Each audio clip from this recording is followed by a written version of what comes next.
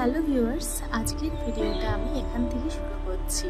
তো আজকের হচ্ছে আমাদের বেড়াতে যাওয়ার পঞ্চম দিন এবং আমরা সকাল সকাল রেডি হয়ে ব্রেকফাস্ট করে বেরিয়ে পড়েছি একটা অ্যামেজিং ইন্টারেস্টিং প্লেসেতে যাওয়ার জন্য, যেখানে যাওয়ার আগে অনেকের কাছে অনেক কথাই শুনেছিলাম নাকি সেখানে শ্বাসকষ্ট হয়, সেখানে গেলে মাথা ঘোরে। তো আমার সাথে আমার বাবা মা আছে, তো ভয় তো অবশ্যই করছিল, কিন্তু তা হলেও তবু তারা আমাদের সাথে অক্সিজেনের সিলিন্ডার নিয়ে কিন্তু আমরা রওনা দিয়ে দিয়েছি সেই প্লেসে। তো আমরা এখানটাতে এসে আমাদের গাড়িটাকে থামানো হয়েছিল, তার কারণ হচ্ছে এখান থেকে কিন্তু নর্মাল চাকার সাহায্যে গাড়ি উপরেতে উঠতে দেওয়ার হয় না। তো এখান থেকে আমাদের গাড়ির চাকাতে হচ্ছে চেন বাঁধা হচ্ছিল, আর আমরা এখানটাতে নেমে কিন্তু বরফ নিয়ে কিন্তু খেলতে শুরু করেই দিয়েছি।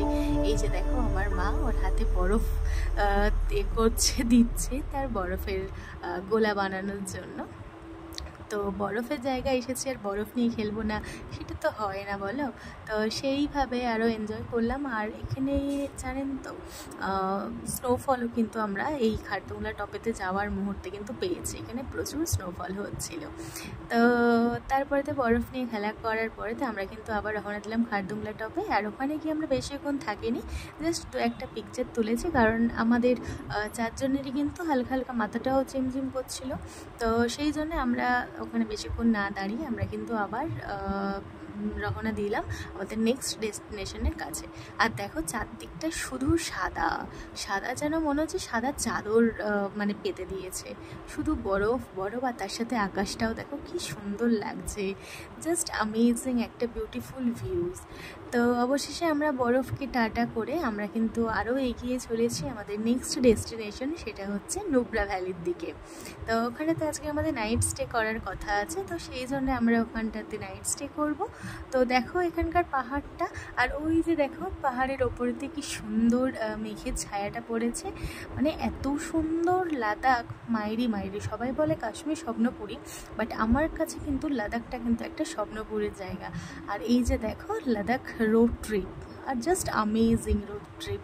আর এই সমস্ত জায়গাগুলোতে নাকি প্রচুর সিনেমার শ্যুটিংও হয়েছিল। তো আমরা নেমেছিলাম, তবে কি জানেন তো, বেশিক্ষণ দাঁড়ায়নি।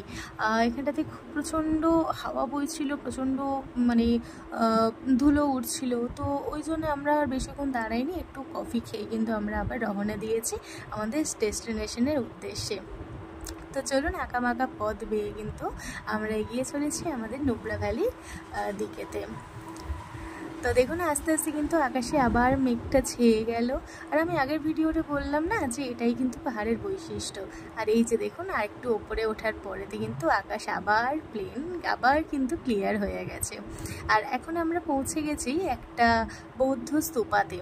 এখানে কিন্তু বৌদ্ধদের না প্রচুর এই স্তূপাগুলো আছে, জানেন তো। আর কি সুন্দর সুন্দর দেখতে এইগুলো। তো এসেছি, দেখবো না এটা তো হতে পারে না। তো আমরা ওই জন্য পৌঁছে গেলাম সেই স্তূপাতে, এবং সেখানটাতে আবার অনেক স্তূপাতে ছবি তোলা কিন্তু অ্যালাউ নেই। তো ওই জন্য ছবি ভিডিও কিছুই করতে পারিনি। তো আবার আমরা সেগুলোকে দেখে ব্যাক করলাম এবং আমরা আবার এগিয়ে চললাম কিন্তু আমাদের সেই নুব্রা ভ্যালির দিকেতে।